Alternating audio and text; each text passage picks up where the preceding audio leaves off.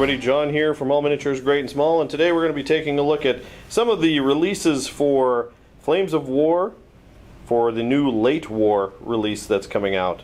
So Flames of War version 4, the current version, has been out for a couple of years, but it's been focused on mid-war, started with mid-war. And now they are dipping their toe into Late War, and they've had a whole new slew of rule releases and model releases. That's what we're going to be looking at today. So in this video, we're going to start with the smallest of kind of the newer getting started box sets.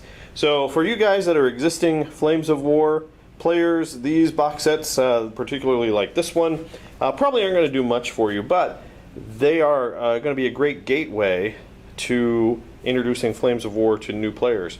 So we are going to be taking a look at Fury, which is, like I said, the smallest, I think, of the introductory box sets. They have the cover art from the old, I think that's the old Cobra source book from way back in version 2. I actually have an objective that I modeled after this picture because I liked it so much. And then what do we get in this box? We have basically 5 tanks, a Tiger, Stug, a couple of Shermans. One is a 75mm Sherman, one is a 76mm Sherman, and an M10 tank destroyer. As well as you get crew, rulebook, getting started booklet, terrain cards, dice, and unit cards.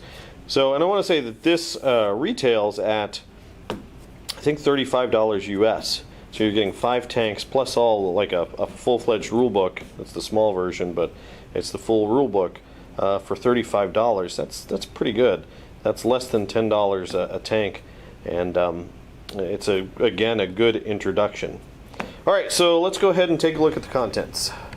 Before we get to the good stuff, which are the models themselves, we're going to look at all of the other content in the box. We get a Start Here booklet, which has your assembly guide, has introductory mission,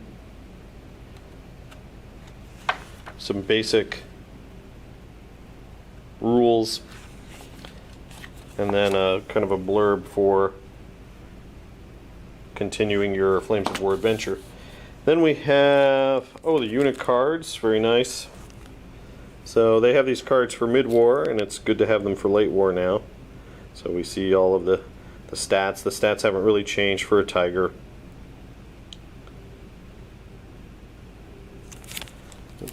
And I'm sure there's one card there. You've got some very basic dice.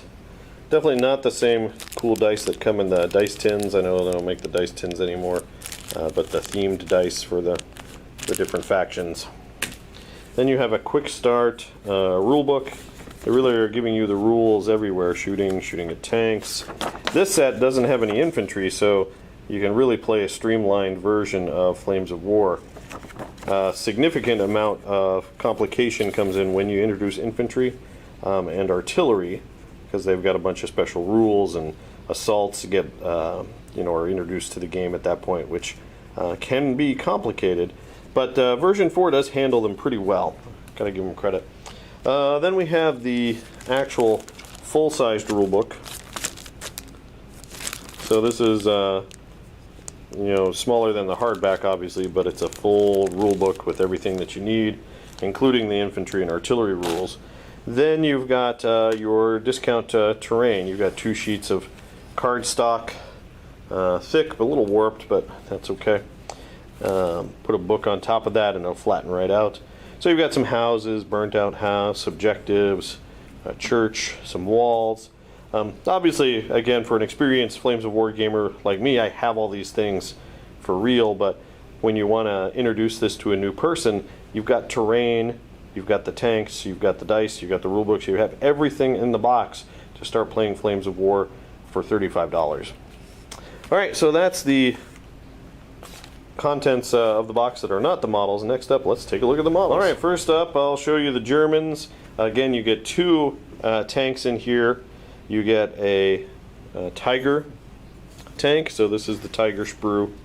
This is the latest plastic kit, and it's nicely modeled in the German late war kind of camo yellow. So if you don't want to paint your models, your tanks are still pretty close. Just try to show off some of the detail. There's the deck of the tank, the turret,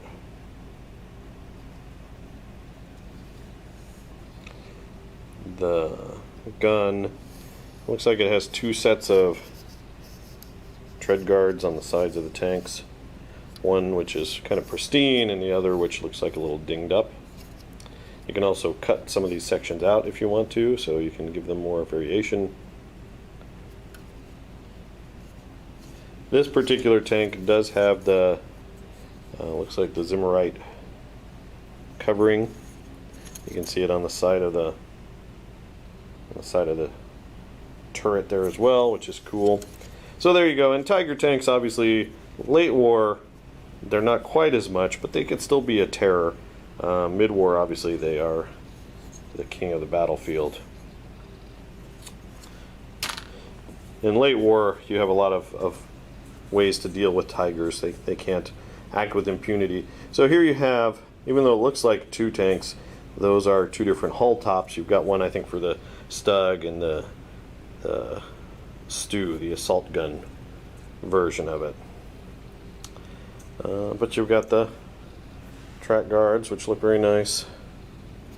Let's look at the tread detail. I love the track detail here on these latest Battlefront kits, are really nice.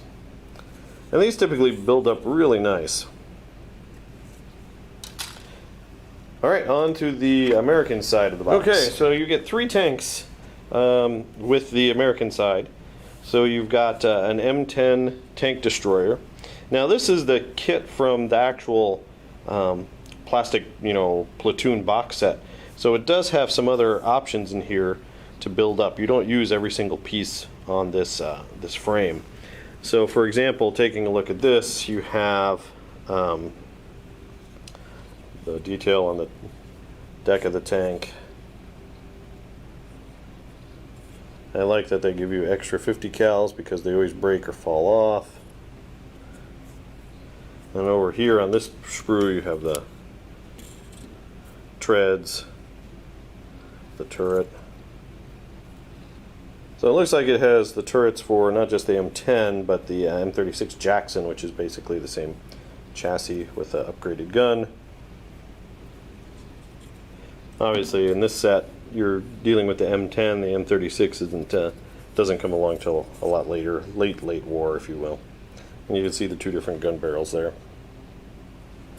So that's cool. So the M10, which is a good counter to the Tiger, it does have a chance to penetrate the Tiger from the front. Then we have two identical sprues for the M4.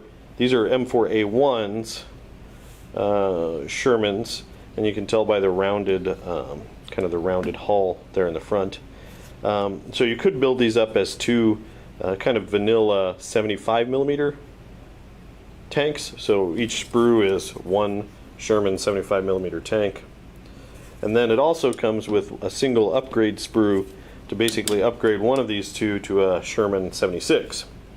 So there it has a slightly different turret top, and obviously the much larger turret and the longer gun. I always like the turret on the 76. I think that is the most iconic looking Sherman. My favorite Sherman happens to be the EZ8, but the M4A1 76 is a pretty slick looking tank as well.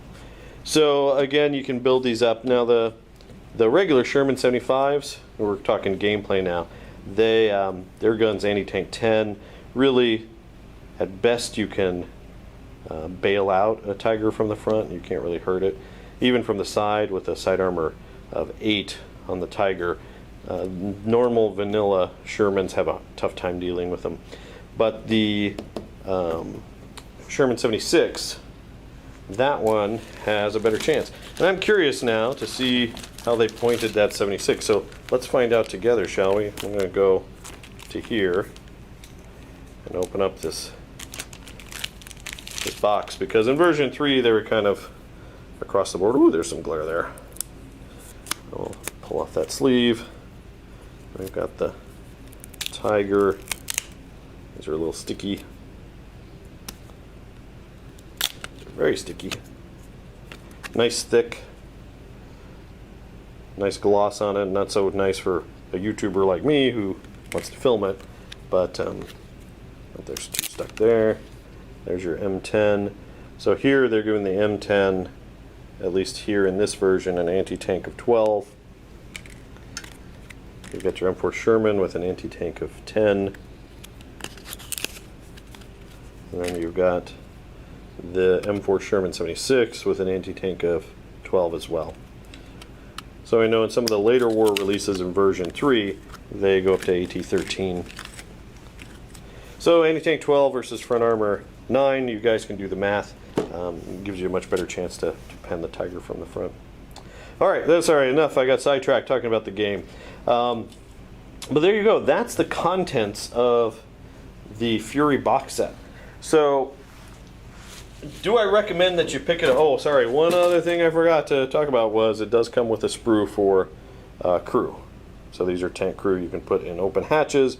Normally I like to put a crew member in the platoon leader's tank, just as an easy way to reference that that's the platoon leader, but you can do it any way you want. You can have guys poking out, drivers, it's all cool stuff.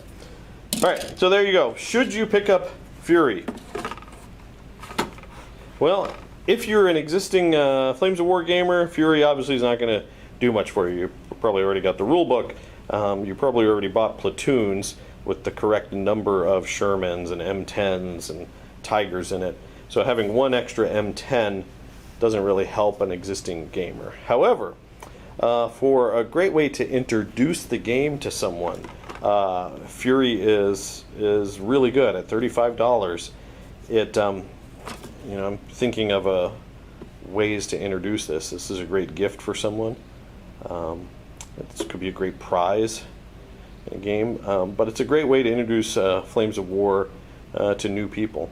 So if you've got a kid at home that shows any interest in Fury and Flames of War, Fury might be a good way to handle that. Someone at the game store, Fury is a good introduction. So existing gamers, no, you don't need it, but for new players, someone who wants to explore Flames of War and see if it's for them, Fury's the low-cost option, 35 bucks. I gotta point out, 35 bucks for this box set is the same as one Age of Sigmar character right now. Yeah, so just think about that for a minute. Sorry, we've been playing Age of Sigmar Slow Grow as well, if you follow the channel. Alright guys, so there you go, that's a look at Fury. As always, let me know what you guys are thinking down in the comments below. Have you had Fury? What do you think about the late war release so far? Also, check us out on Facebook at All Miniatures Great and Small. You can kind of keep track of what we're up to there. Leave comments and kind of join in on the fun there. As always though, thanks for watching and keep on wargaming.